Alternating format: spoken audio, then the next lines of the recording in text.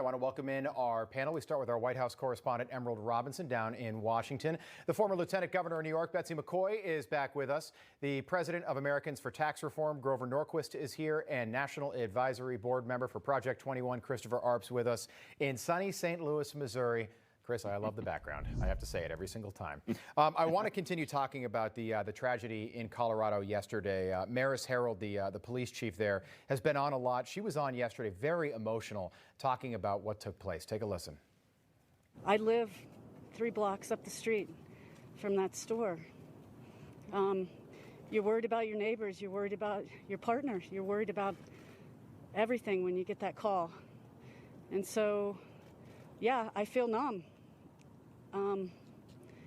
And it's heartbreaking. It's heartbreaking to talk to victims, their families. You know, it's tragic.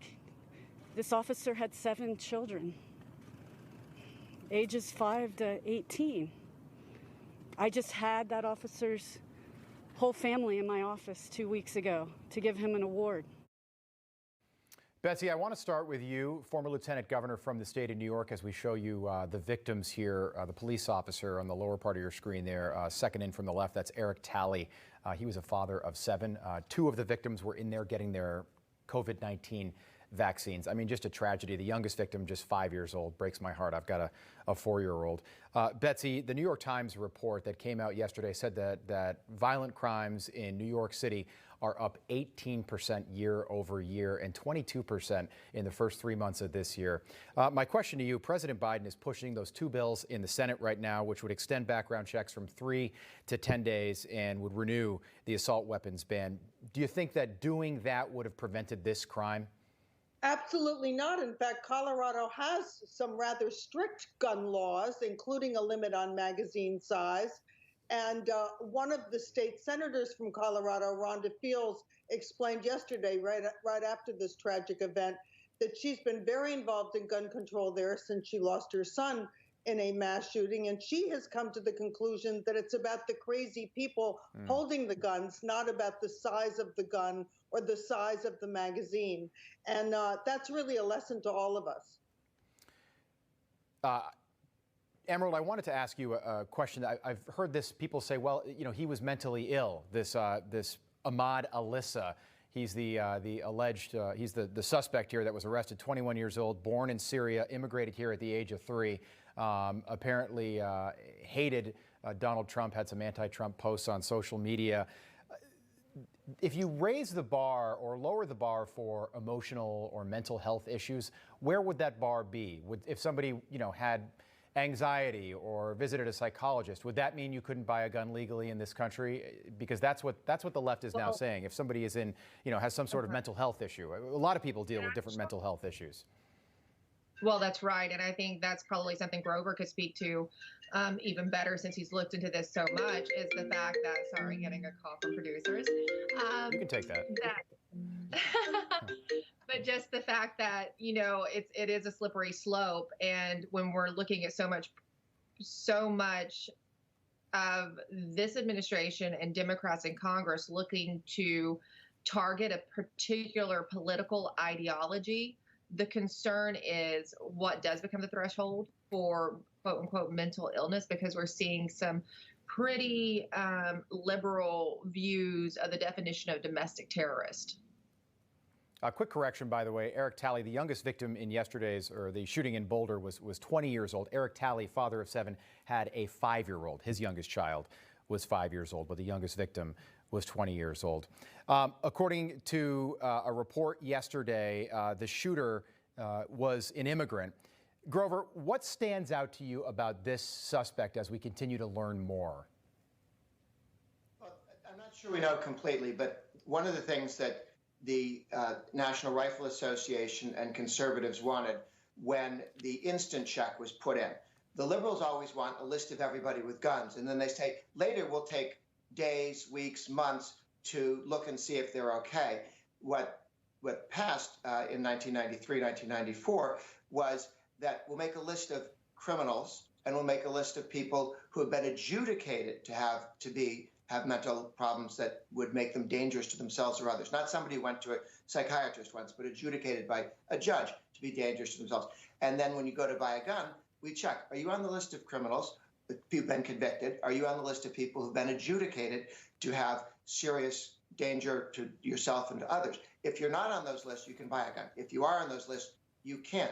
The left keeps trying to say, let's make the list of gun owners, not the list of problem people. It was Ted Kennedy who stopped the effort to get people who've been adjudicated to be a danger to themselves because the mental health experts thought that that might stigmatize them, although this is not going to be public information. Not all states moved quickly to make sure that people who you knew were a danger to themselves and others and had been adjudicated. Not somebody says so, not some liberal doesn't like their tweets, but they have serious, a judge says this is a problem. Those people should all be on that list, and those states that have not participated ought to. Chris, I want to play a soundbite from the president yesterday. He was quick to condemn what happened and offer his sympathy. He also offered and proposed a ban on assault weapons. Take a listen. I don't need to wait another minute, let alone an hour, to take common sense steps that will save the lives in the future and to urge my colleagues in the House and Senate to act. We can ban assault weapons and high-capacity magazines in this country once again. I got that done when I was a senator. It passed. It was law for the longest time. And it brought down these mass killings. We should do it again. Chris, your reaction? It's just what the liberals and the progressives just don't seem to understand, that you cannot prohibit and get rid of guns. Guns are going to be here regardless. You know, here in St. Louis last week, there was a story in the newspaper about some deranged person with a quote-unquote machine gun was waving it around the air around citizens. You know, that is an illegal gun. You're just not going to stop it. And I think this rhetoric that the president and the Democrats always say after these shootings doesn't help the situation in the long run. Emerald, something happened yesterday that kind of took me by surprise. Vermont Senator Bernie Sanders says Donald Trump should be back on Twitter. Take a listen. If you're asking me, do I feel particularly comfortable that the then president of the United States, could not express his views on Twitter? I don't feel comfortable about that. He had 90 million followers. The president now says he's going to start his own social media company. Could be up and running within 90 days. Were you surprised to hear that from Bernie Sanders, who is certainly no friend of the president's? Well, definitely no friend. You know, the former president from time to time had nice things to say about Bernie, and particularly pointed out that sometimes Bernie suffered from the same plights that he did in regards to Washington, D.C. and their tactics against him. But, you know, I am actually probably a little bit surprised that Senator Bernie Sanders would come to the defense of Donald Trump. But there are more and more people now starting, as the cancel culture goes beyond Republicans, there are more and more people starting to say, well, you know, maybe we do need true freedom of speech. Right. And maybe big tech has too much power and overreach. Betsy, it's so bizarre to me, Betsy, that our former president, our 45th president, can't express his views. It would be like banning FDR from making radio addresses back in the 30s and 40s. That was the medium back then. Twitter is very much the medium right now, and it's how President Trump communicated. How disturbing is this that he's still banned? It's a clear indication of how much freedom all of us have lost and how urgent it is that we take steps to bar these social media companies from censorship or put them out of business. I am so excited that Donald Trump is launching his own social media platform. I'll be right there to participate. Right. I will be too. I think we all will. Emerald, have you gotten any word or any information about what the logo is going to look like? I heard it's going to be like just a big T, almost like the Tesla T, but who knows? Maybe. I mean, I've seen a lot of fun people out there throwing out some fun names. Like somebody on my Twitter yesterday suggested Trumpet. Not bad. Like Trump and IT, Trumpet. Right. And double entendre Trumpet. I like that. And any good journalist, you know, like Chris Cuomo, he's going to have to join. You know, everybody at MSNBC is going to have to join because you can't not know what President Trump is saying. He's too relevant. He's very much still the leader of the Republican Party. It's everyone's going to have to join. So that in and of itself is going to make it important. Panel, we'll pick this back up after the commercial break.